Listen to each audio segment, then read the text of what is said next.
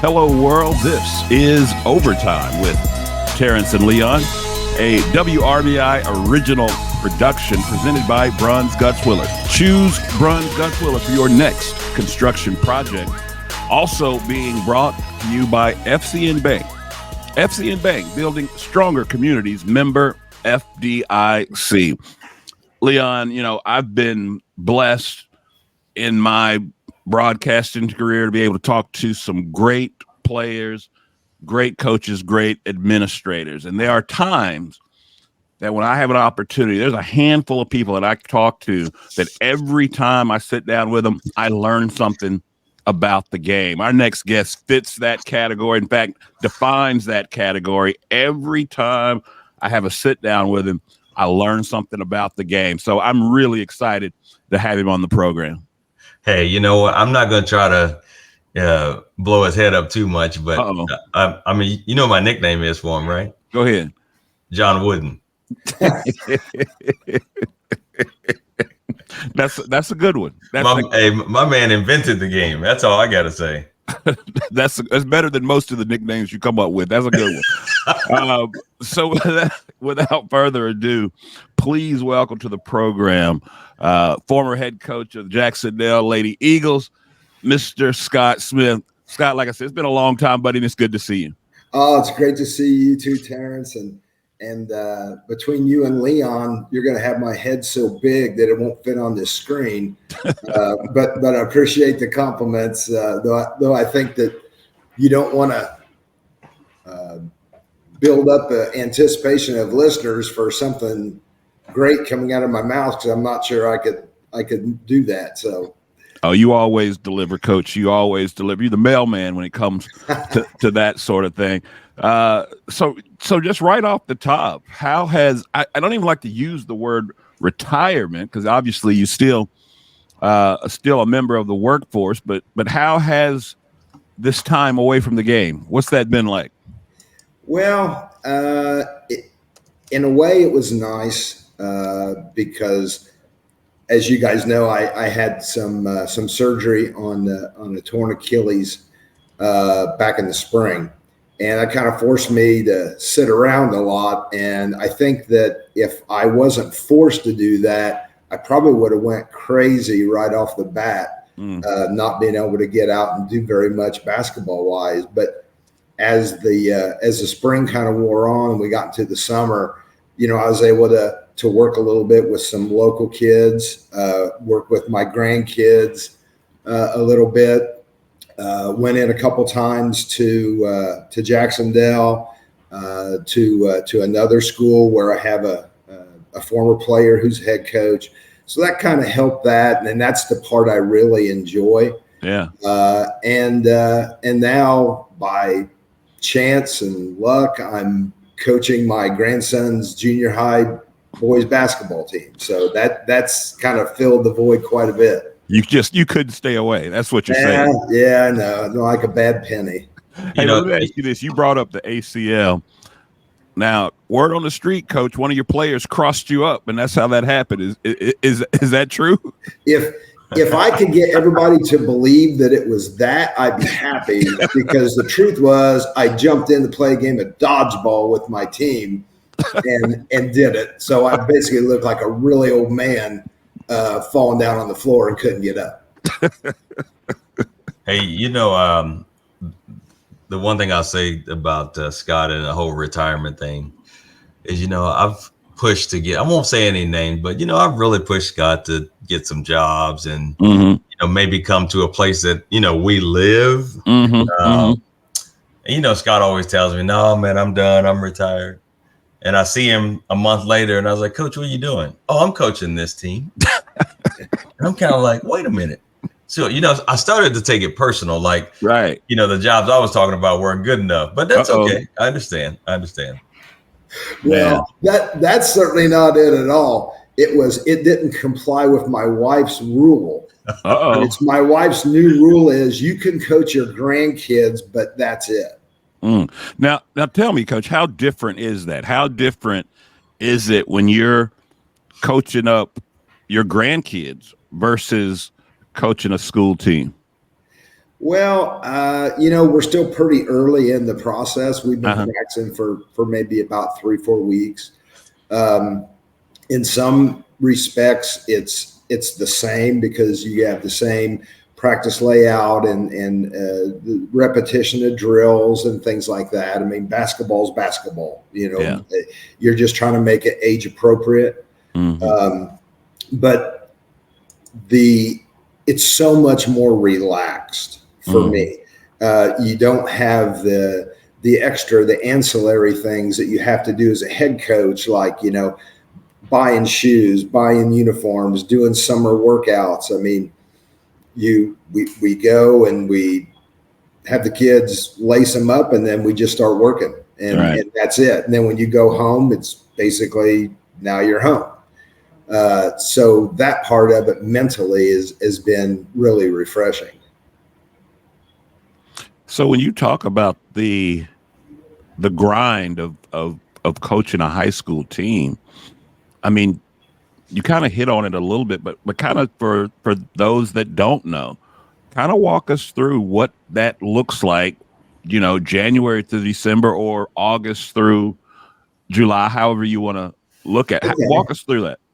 So at Jacksonville, while it wasn't strictly 12 months out of the year, kids do need a break. Right. But we wanted to stay engaged with them for as long as we could and encourage them to work on their game. So depending on how far we advanced in the tournament, the season would be over by end of February. Okay. We would basically take March off, do end of the season things, and we end up, you'll see the kids, maybe once a week or once every couple of weeks, but basically we're done. And then April 1st, for the kids that are available, we would start lifting weights, doing conditioning. Couldn't do anything with a basketball, but we would do everything short of that. We would do that maybe 2 to 3 times a week. A lot of times that would be like a 6 o'clock in the morning workout before school.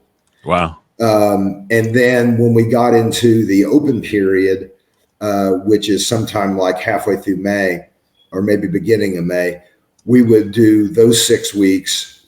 Same thing. We would still continue our conditioning, but now we would add 1 to 2 shooting and skill workout days. Okay. And again, that may be a 6 o'clock in the morning thing, or it may be one night a week for 2 hours. And we would do more like a instructional practice. And so that would go on until school got out. And then when June the 1st, basically the whole month of June, we would go probably 4 days a week. We would lift weights 3 mornings a week, and then we would have 1 to 2 practices, and then we would start playing games. And, we would play anywhere from 15 to 20 games and shootouts through the month of June. We get to July, we scale back to just lifting weights and doing some shooting 3 days a week. But tell kids, you're going to go on vacation, go in July. Right. If you miss a couple weeks, that's fine. And then we get to school starts, and then we give them maybe a week off to get ready and then acclimate to the school year again. And then we would start our lifting again.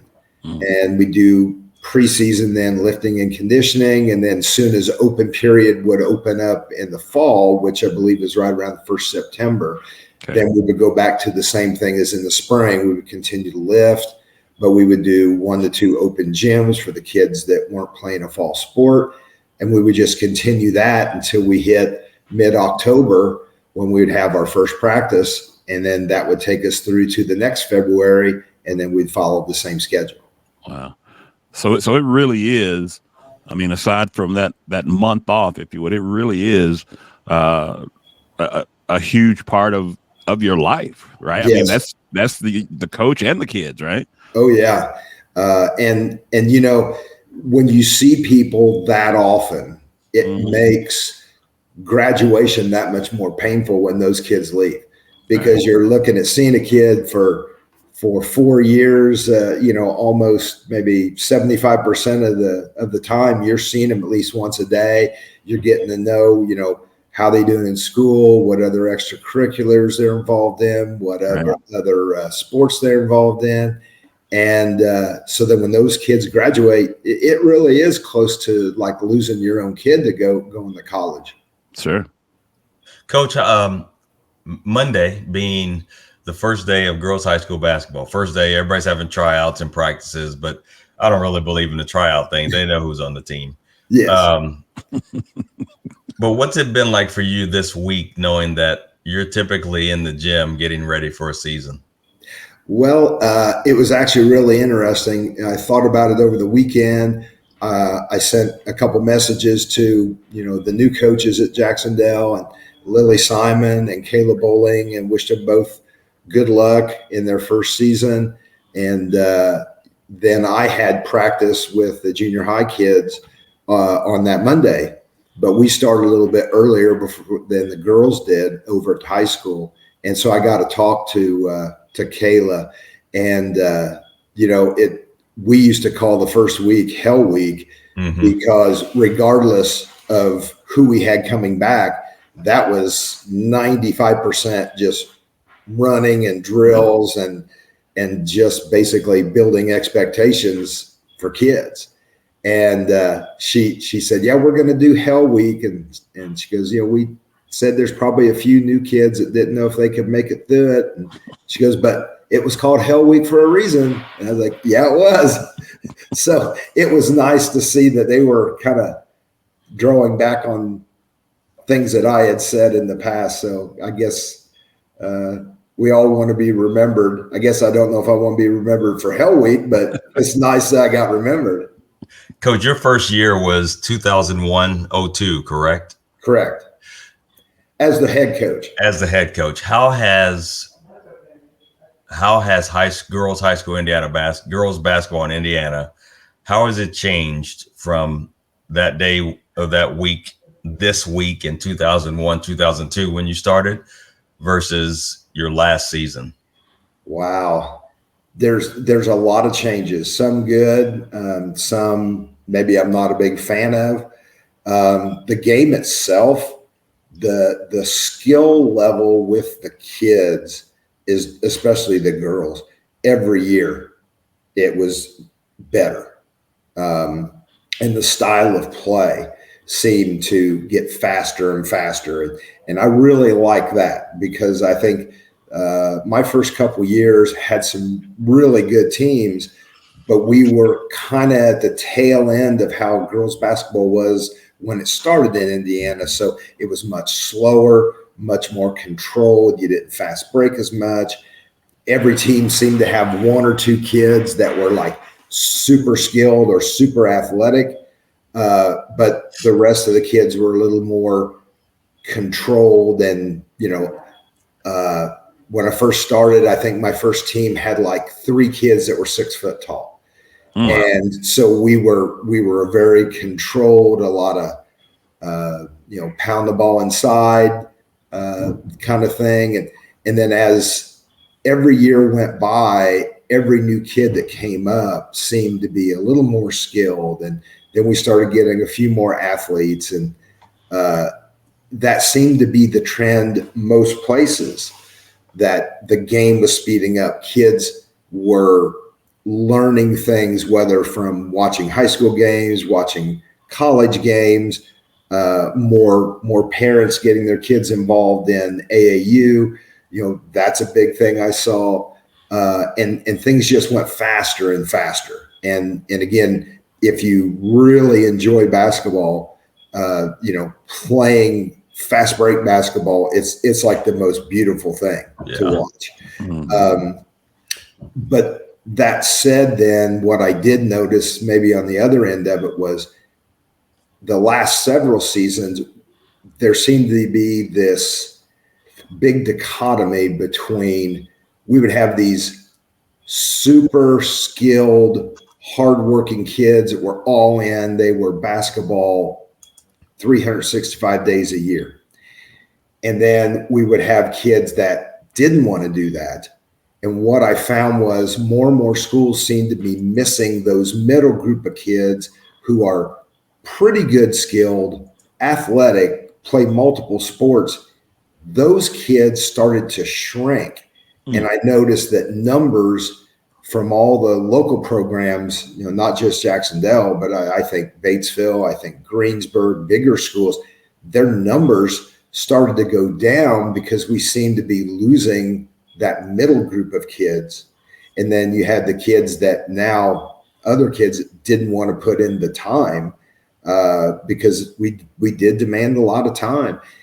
And I kind of think that we need to figure out a way to get that middle group of kids back everywhere, because you can tell kids, hey, you should play. You don't want to regret it one day, but it's like a lot of stuff in life. We don't realize it until the time's passed. And so, you've got kids that probably wish they would have played and participated, not just to win, but just to be with their teammates and represent their school and have a good time. So that's one thing that I kind of hope that the powers that be figure out a way. Maybe they put restrictions on us again. Like when I first started, you could only work 2 weeks in the summer with your kids. That was it. And other than lifting weights. And now basically we can go all year round in some fashion. And then you're competing with AAU as well. So, maybe it's time we do what baseball did and put some restrictions on the high school teams for a little bit in the summertime, so we can let these middle group of kids still do other things, but want to be involved with basketball.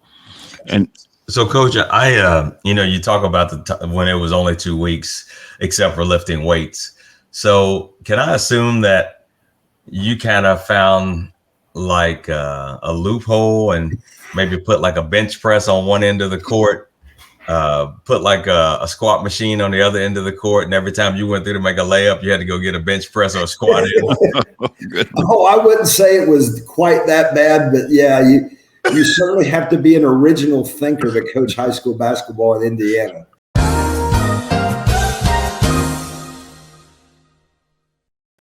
Bruns Guts Willer is the right choice for your next construction project. We strive to deliver unparalleled service to our clients by focusing on craftsmanship and quality. Our core values of integrity, professionalism, and fair pricing all but ensures our clients receive the best possible experience. Whether it's commercial construction, remodeling an existing space, or even building a luxurious home, we offer a comprehensive suite of construction management services.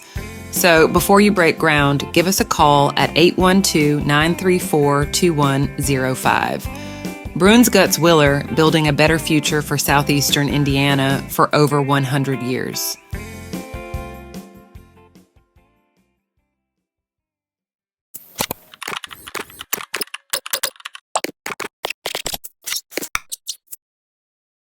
Coach, you talked about perhaps restrictions could kind of bring some of those middle ground kids back, but essentially, just from your perspective, why do you think that group diminished so much? I don't really know. I've got, several different ideas. I will say one thing, and I don't mean to be controversial, but I think that I noticed it a lot during all the COVID restrictions. And I almost think that some of these kids kind of got used to going to school from home, doing different, they basically were on their own. We lost a lot of structure as far as like, hey, today's weightlifting day. Hey, we have shoot around the day. And I think it's not just basketball. I think it's other things as well. Sure. But I really kind of think, maybe that's just when I noticed it, and maybe it didn't have anything to do with it. But it seemed like the kids just found other things to do during that short period of time. And so they found other interests outside of organized sports. That's interesting, Coach. And that's a real thing. I mean, I can remember when I used to be the world's biggest NASCAR fan. I would, after NFL, NASCAR was the only way I could make it through the summer, right? So I would watch every race every Sunday, get home from church, whatever. I would watch every race. And then one year, NASCAR had the brilliant idea to move it from free TV to Fox Sports 1. Well, I didn't have Fox Sports 1, so I went a whole season and didn't watch it, and I haven't been back. Yeah. Yeah. It's about, we're all creatures of habit in just about everything we do. Yeah. So, I mean, we shouldn't expect that sports and in any level is going to be any different. Yeah. Speaking of habits, good habits will be the foundation of a good culture. And Leon's big on programs and their culture and just being around your program. There is clearly a culture around Jacksonville basketball. And as you indicated, still lives to this very day. Talk to us a little bit about that culture, what it took to get it going and what it meant to the team. Well, I think I was really fortunate that I had a fantastic group of seniors my very first year. And that included my daughter, Heather.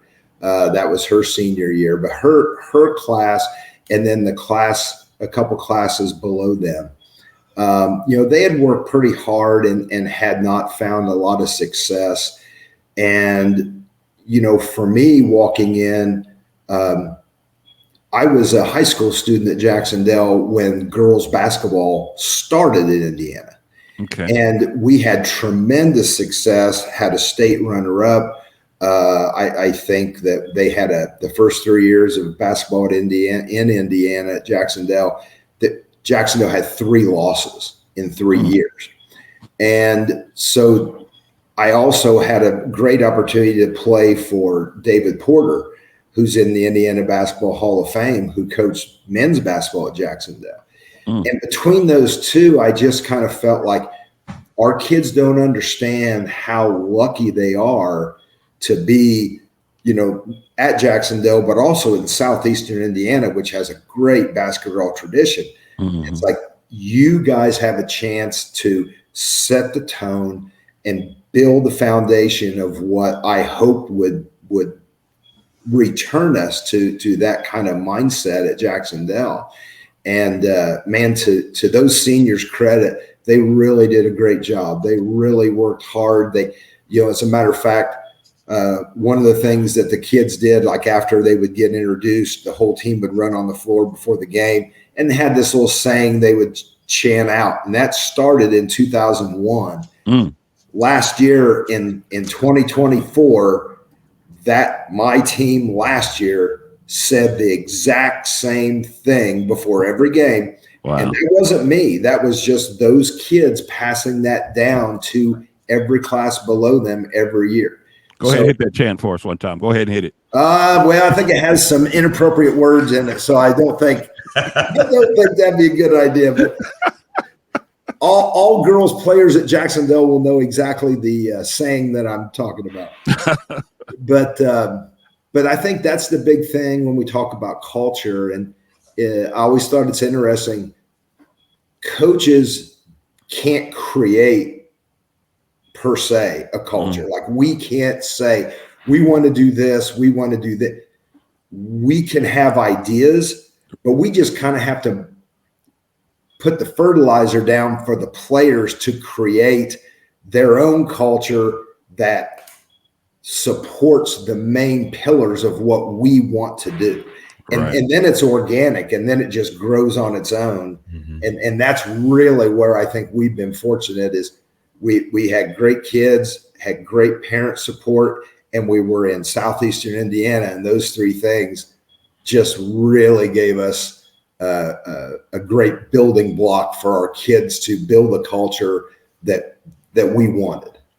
Well, Coach, the one thing when you look at your numbers, and I'm going to blow your head up a little bit for a minute, you got almost 2 decades of sectional championships, almost 2 decades of regional trips. I'm not going to say champs, but regional trips, 6 trips to semi-state, and 1 state championship. So obviously you were doing something right. What was the most important thing to you as far as your foundation in your program that helped you maintain that type of success and consistency?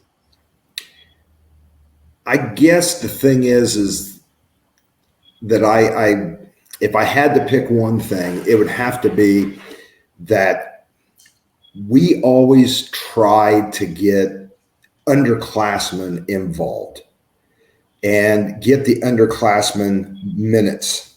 So they realized that when it was their turn, they would step up and be able to, get as far as the other team before them.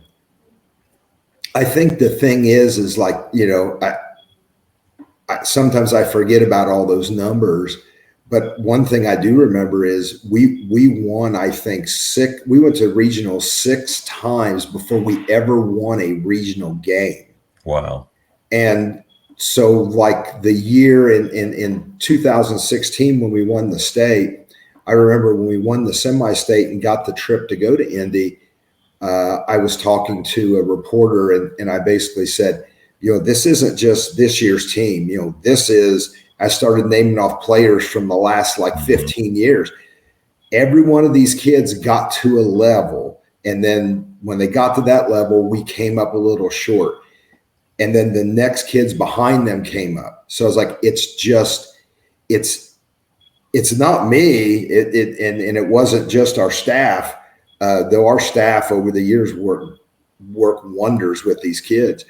It's those kids realizing that maybe they didn't get to Indianapolis, but they were crucial for the next class to think that they could. And then once you break through that barrier and you win that first regional game, now the next group is like, okay, now we're going to win the whole thing. Now we're going to get to the semi-state, and then we went, I think 3 years in a row where we went to the semi-state, but lost and then, until we finally broke through and then got to Indy and was able to win. And I credit every single player who played and pushed us to the limit that their team could get us to. And then the next group came in and pushed a little further. Coach, with one of your former players taking over Lily Simon, what can we expect to see from a Lily Simon team? Oh, well, I think Lily was a very smart basketball player, very skilled and very self-motivated. And she is very quietly confident. She is going to do a lot of good things. She's going to be like I was, the first couple of years. You're trying to find your way. You're trying to find style of play that matches your kids. But she's going to be there every single second for every one of those kids that want to put in the time. She'll be there to help those kids get better. And, whether she wins 20 games this year or wins 1 game this year, that's the most important thing. She's going to make a foundation of what she wants the program to be. And I think she's got all the personal characteristics to make it very successful.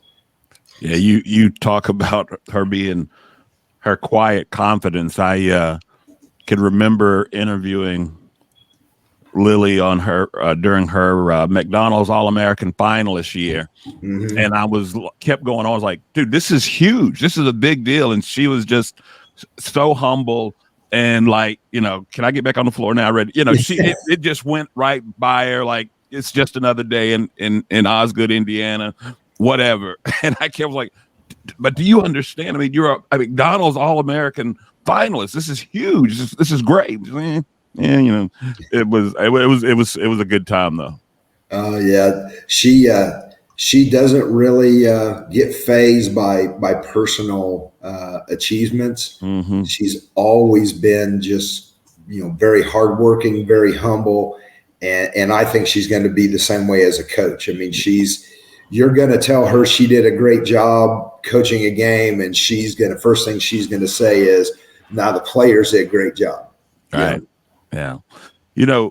Leon was just running through some of the history and the back-to-back sectionals and regional appearances, so on and so forth.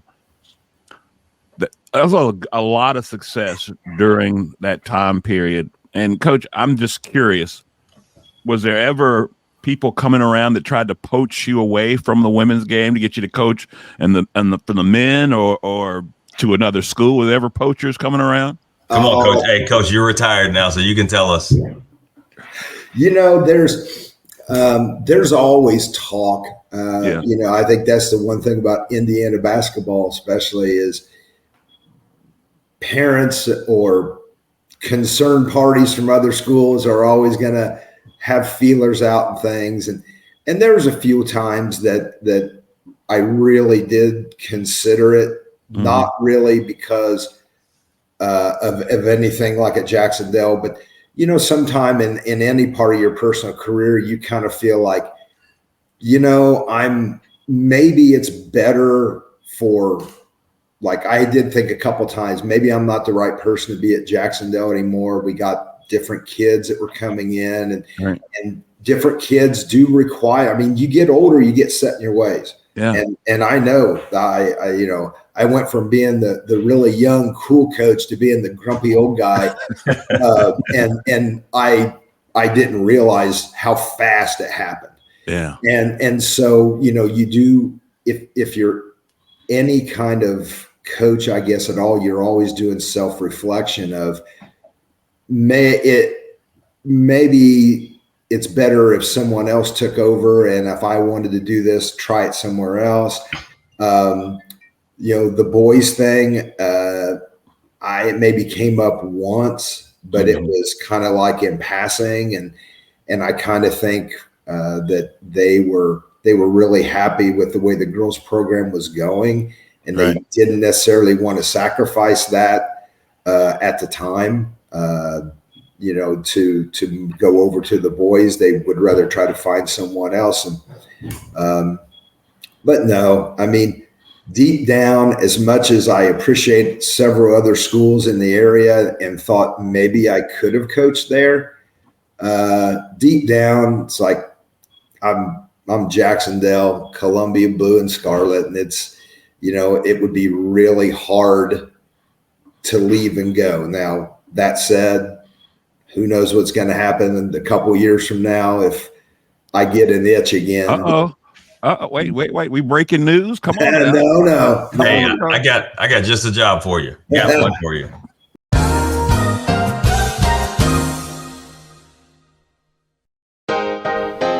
You know, Leon, one of the things that I like most about working and living in Batesville, it's the community. Batesville has a little something for everyone, and FCN Bank is the exact same way. Whether it's my personal or business needs, FCN offered me an array of banking products and services that would fit my every banking need. Don't take my word for it. You should check it out yourself at www.fcnbank.com. FCN Bank, building stronger communities. Member FDIC.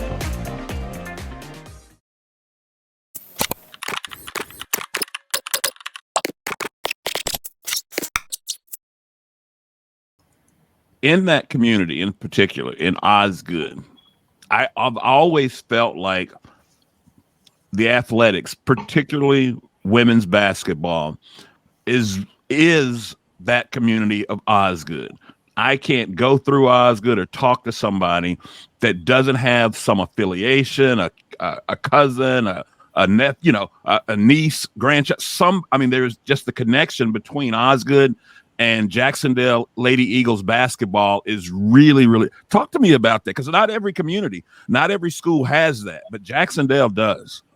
Yeah, and I do think that part of that is because of the size. Yeah, you know, we're so small that, you know, just by lack of numbers, you're going to have a lot of people who have relation that played, or a next door neighbor that played, or a granddaughter that played.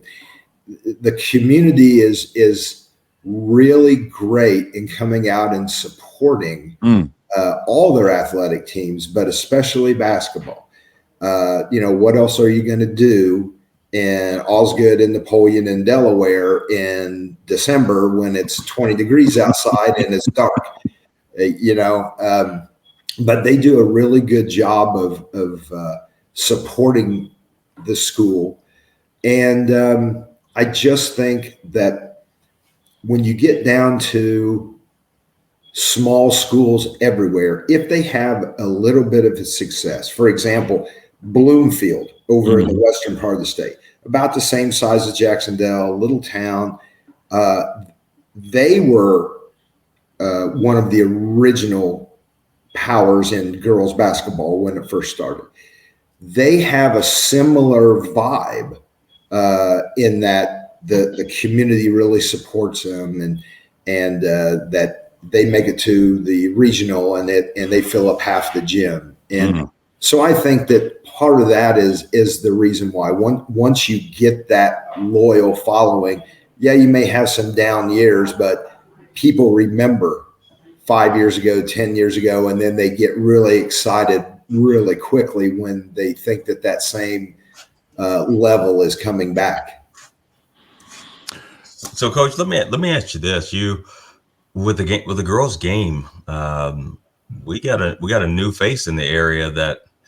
I think he's got a pretty good foundation, a pretty good program. What do you think about Dave Disbrow coming from the boys' side to the girls' side, and really the success he's had? I mean, you were his last game. You're the one that knocked him off. Which, I know Dave's going to be listening. So Dave, sorry about that, man. But, but seriously, he's got a pretty solid foundation over there. What do you think about how Dave's doing on the girls' side so far? Well, the number one thing I would say is Diz is a great coach, boys or girls. He knows how to run a program. He knows how to prepare his kids.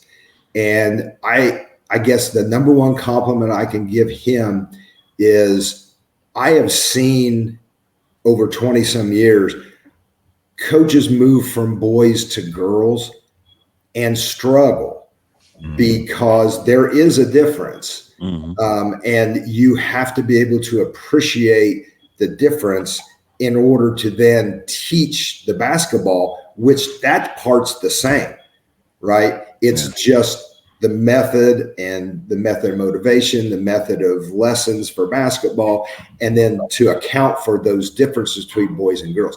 I thought Diz did an awesome job.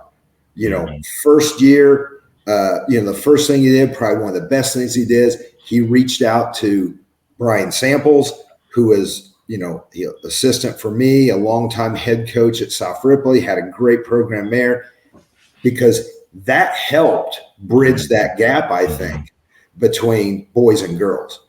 But once he got started, you could just tell players can sense, like players get confidence from the fact that they feel like their coach knows what they're doing. Right? So right or wrong, if you're a coach, you got to say, this is what we're going to do. And then specifically with girls, when you screw up, you just got to say, look, I thought this, I was wrong. We're going to go in a different direction. That I think all players appreciate that, but especially girls. Girls are more cerebral as players.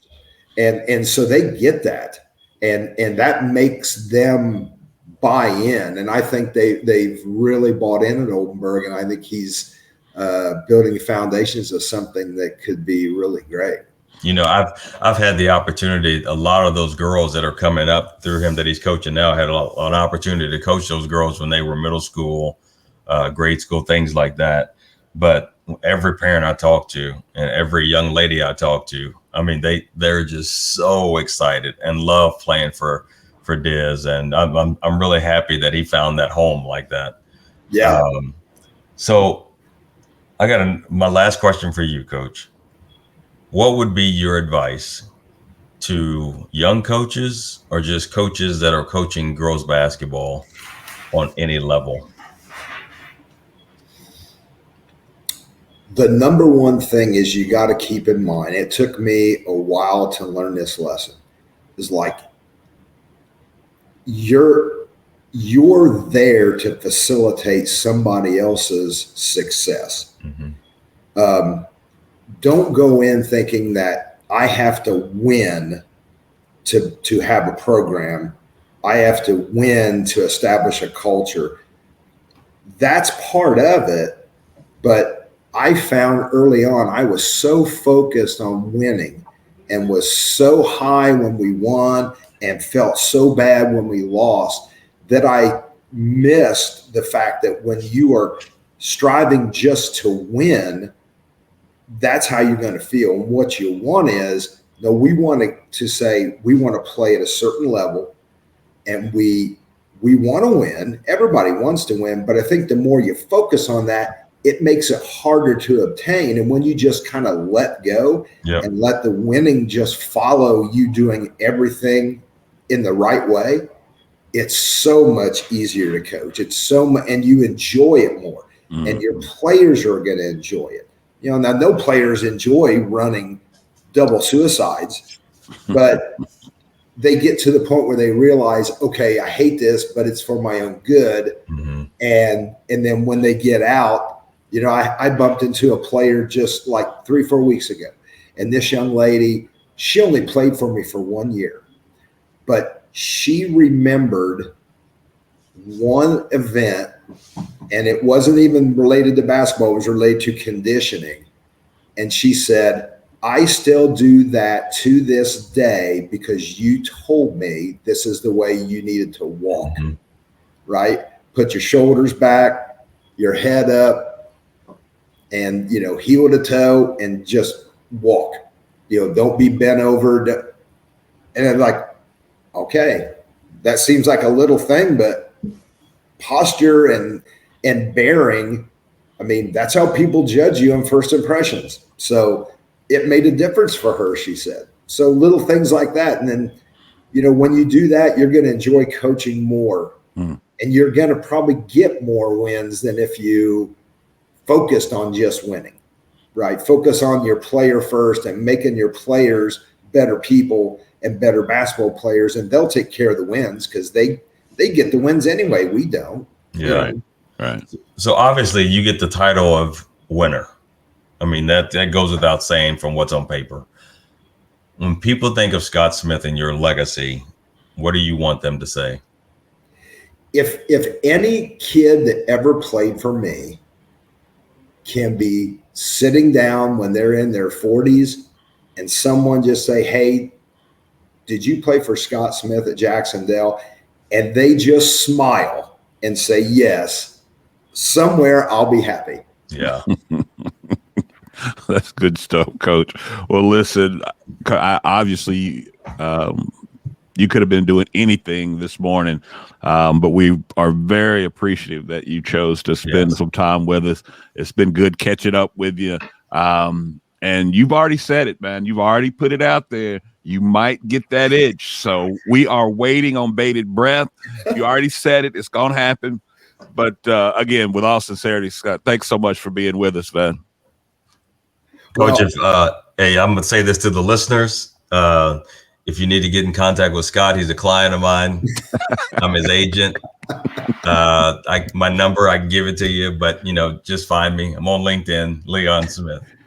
Hey, and Terrence, Leon, I can't tell you how happy I was to do this. I put aside the rest of my morning just to be able to do this.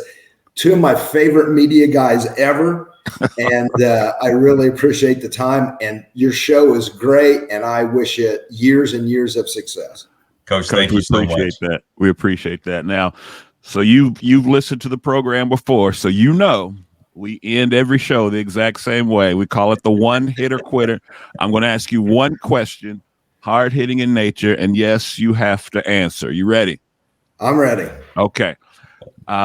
We all witnessed women's basketball reach new heights this past season, this past year, due largely in part to just a generational talent in Caitlin Clark, and seemed like she overnight maybe revamped this Indiana Fever team. They make it to the playoffs for the first time in years.